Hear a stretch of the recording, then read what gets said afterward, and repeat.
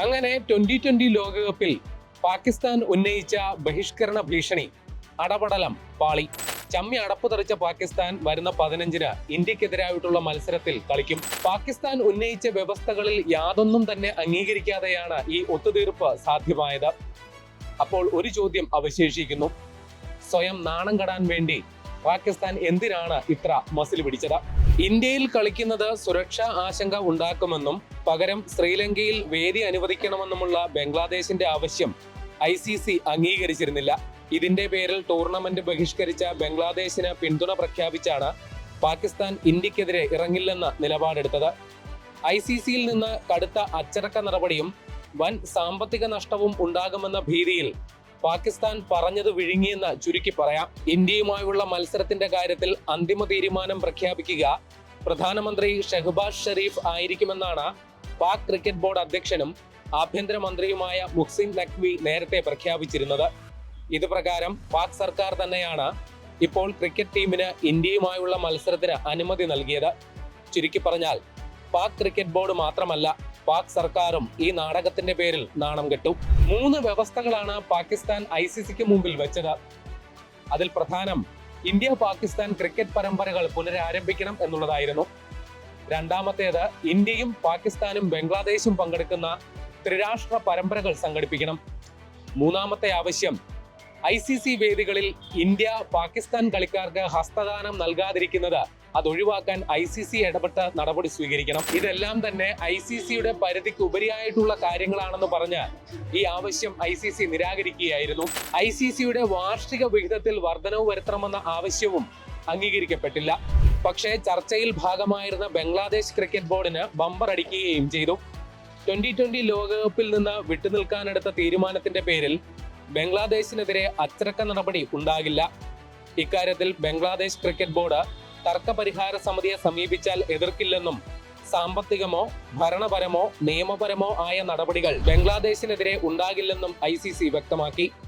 അതേസമയം 2028-2031 കാലയളവിൽ ബംഗ്ലാദേശിൽ ഒരു ICC ടൂർണമെന്റ് അനുവദിക്കണമെന്ന ആവശ്യവും അംഗീകരിക്കപ്പെട്ടു. 2031 ലോകകപ്പ് ഇന്ത്യയിലും ബംഗ്ലാദേശിലുമായാണ് നടക്കേണ്ടത്. ഇതിനു പുറമെയാണ് ബംഗ്ലാദേശിന് ഒരു വേദി കൂടി ലഭിക്കുക. ബംഗ്ലാദേശിനെ പിന്തുണച്ചുകൊണ്ടാണ് പാകിസ്ഥാൻ ബഹിഷ്കരണ ഭീഷണി ഉന്നയിച്ചതെങ്കിലും ഈ തീരുമാനത്തിൽ നിന്ന് പിന്നോട്ട് പോകണമെന്നാവശ്യപ്പെട്ട് ബംഗ്ലാദേശ് ക്രിക്കറ്റ് ബോർഡ് മേധാവി അമിനുർ ഇസ്ലാം പാക് ക്രിക്കറ്റ് ബോർഡിന് കത്ത് നൽകി. അതോടൊപ്പം തന്നെ 2020 ലോകകപ്പിന് സഹ ആതിഥേയത്വം വഹിക്കുന്ന ശ്രീലങ്കയുടെ പ്രസിഡന്റ് അനുരാ കുമാര ദിസനായകയും പാകിസ്ഥാൻ പ്രധാനമന്ത്രിയെ ഫോണിൽ ബന്ധപ്പെട്ടു. പാകിസ്ഥാനിൽ ആഭ്യന്തര സുരക്ഷയുടെ പേരിൽ മറ്റ് ടീമുകൾ പരമ്പരകളിൽ നിന്ന് വിട്ടുനിന്നപ്പോൾ അനുകൂല നയമെടുത്തത് ശ്രീലങ്കൻ ക്രിക്കറ്റ് ബോർഡാണെന്ന ഓർമ്മപ്പെടുത്തലോടുകൂടിയാണ് ശ്രീലങ്ക ഈ വിഷയത്തിൽ ഇടപെട്ടത്.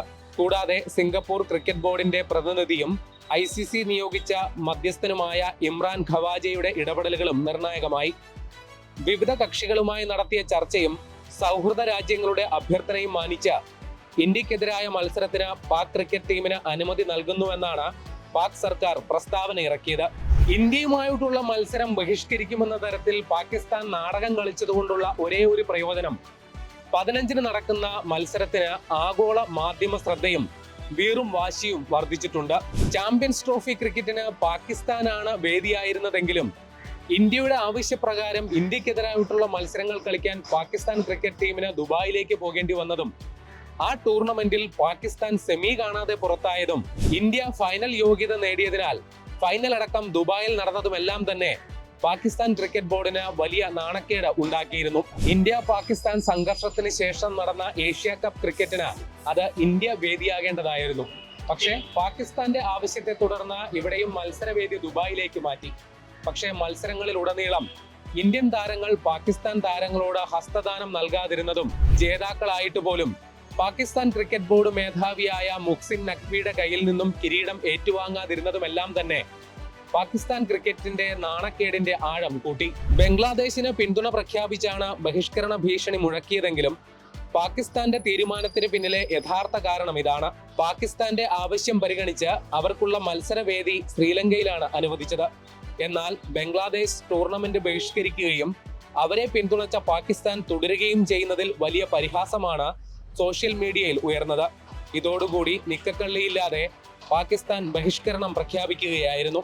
എന്നാൽ പ്രഖ്യാപിച്ചതിലും വേഗത്തിൽ തീരുമാനം പിൻവലിച്ചതോടെ വീണ്ടും അപഹാസ്യരായിരിക്കുകയാണ് പാകിസ്ഥാന്റെ യു ടേണിന്റെ പ്രധാന കാരണം അത് സാമ്പത്തികമാണ്. ലോകകപ്പിൽ ഇന്ത്യ പാകിസ്ഥാൻ മത്സരം നടന്നില്ലെങ്കിൽ ഈ 2020 ലോകകപ്പ് ഒരു വിരസ കായികമേളയായി മാറിയേനെ.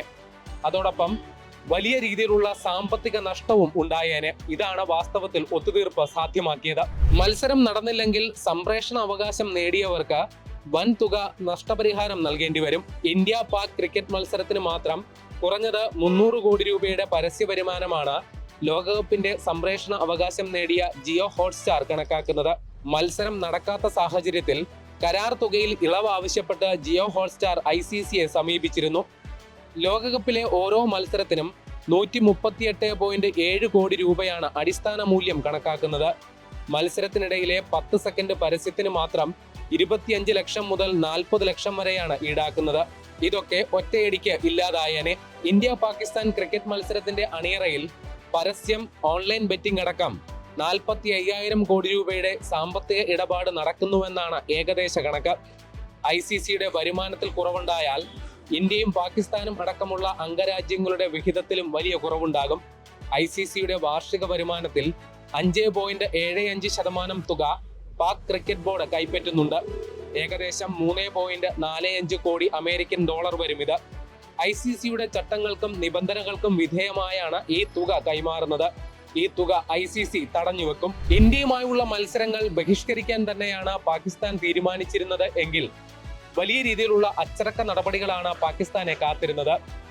ലോകകപ്പിൽ അവശേഷിക്കുന്ന മത്സരങ്ങളിൽ നിന്ന് പാകിസ്ഥാനെ ഒഴിവാക്കുകയും അതോടൊപ്പം അന്താരാഷ്ട്ര മത്സരവേദികളിൽ നിന്ന് പാകിസ്ഥാനെ മാറ്റി നിർത്തുകയും ചെയ്യും. പാകിസ്ഥാനിൽ നടക്കുന്ന ആഭ്യന്തര ലീഗ് ടൂർണമെന്റുകളിൽ വിദേശ താരങ്ങൾക്ക് പങ്കെടുക്കാനുള്ള NOCയും റദ്ദാക്കപ്പെടും. ഈ പ്രതിസന്ധി പരിഹരിക്കാൻ പാകിസ്ഥാൻ സൂപ്പർ ലീഗിനെ പാകിസ്ഥാൻ ക്രിക്കറ്റ് ബോർഡിൽ നിന്ന് വേർപെടുത്തി ഒരു സ്വകാര്യ കമ്പനിയായി രജിസ്റ്റർ ചെയ്യാനുള്ള നടപടികൾ ഇതിനോടകം തന്നെ ആരംഭിച്ചിട്ടുണ്ട്.